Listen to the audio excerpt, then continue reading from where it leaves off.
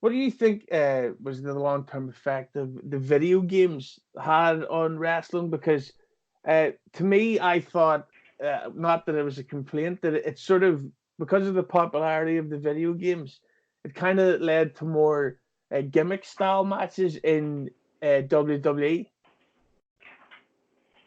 The only direct relationship I can see between the video games um, and how they've affected wrestling is, and I had this conversation with my lovely wife last night because it's very frustrating for me, is that I think it's bred a generation of young adults that get very frustrated very easily when they're being taught something because they feel that they should be able to just do it and do it well because they've been able to watch uh, being able to just pick up a video game controller and be able to do things on the video game controller without any real physical effort or a learning curve.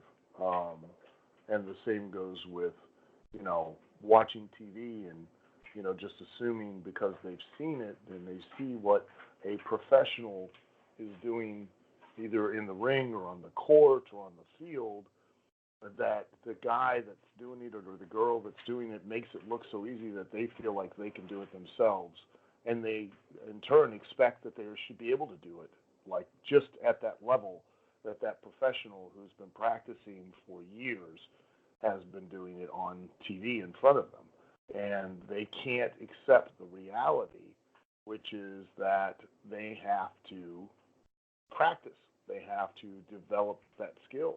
They can have all the talent they want, but without application, without due process, they won't develop an actual skill from that talent. And they become very frustrated very easily. They will give up very quickly on themselves and on the task that they're trying to attempt to learn. And I correlate that directly to their watching television and watching professionals perform and assuming that it's easy and um, playing the video games and being wired into thinking that all I have to do is just sit down and I'll be able to do something. In social media, you know, they're watching social media, which nothing on TV or social media is real. None of it. It's all an image. It's all a work, and you're looking it's basically like walking up to somebody's house and looking in the window and only seeing one room in the house, and it looks amazing. It's beautiful. Carpet on the floor is gorgeous. The paint on the walls. They've got all of these electronics. This furniture is incredible. The rest of the house looks like shit, but you can only see in that one window, and that's what social media is.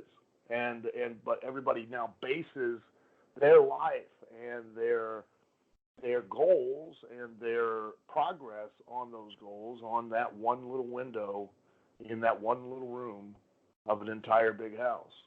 And it's as a trainer, it's very frustrating because I tell them all the time that they're basically putting themselves in the role that I play.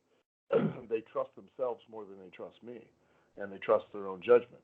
Because I will be able to, based on my experience and understanding of what they can do, tell them, okay, do this, attempt to do this, and here's how you do it, and it's going to, take you a moment to learn. And they'll immediately say, I can't do it, I can't do it, or they'll attempt it once, and it won't be exactly the way they thought it should be. It won't be picture perfect, and then I can't do it, I can't do it, and they begin to become frustrated. I understand becoming frustrated with something 15, 20 times in, not two or three, but they'll Mhm. become so frustrated that they'll be mentally and emotionally beating themselves up and to that, and ready to just quit and give up. Um, and it's a very interesting to watch people because everybody, always claims, oh, I'm so passionate about wrestling. Or, I'm so passionate about whatever pursuit I want to follow.